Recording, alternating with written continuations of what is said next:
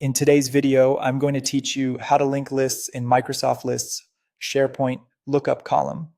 Microsoft Lists tutorial. By the end, you'll know exactly how to connect two lists using a lookup column so you can reference data from one list inside another, keep your information consistent, and avoid duplicate typing.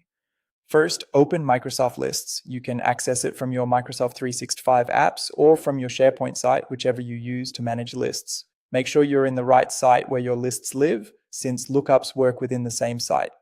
Before creating the link, confirm you have two lists ready, a source list containing the information you want to reference, and a target list where you want that information to appear.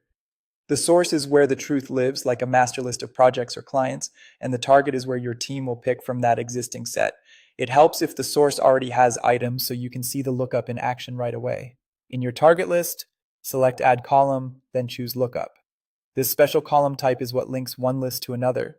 You'll need permission to add columns to the list, so check with your admin if you don't see the option. Give the column a clear, meaningful name that tells users what they're selecting. For example, project or client. Clear names make forms easier to use and reports easier to read later.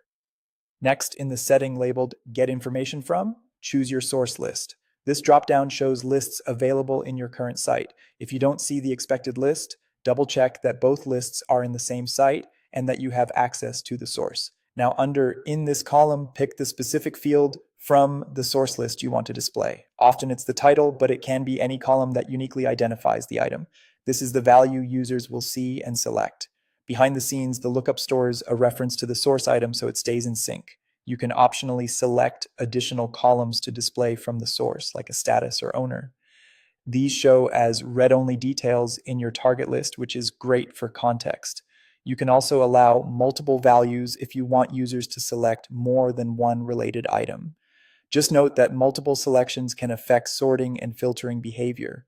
Finally, click Save to create the link. From now on, when you add or edit items in the target list, you'll be able to pick from the source list. Updates made to the source will flow through automatically, helping your data stay accurate and consistent without extra maintenance.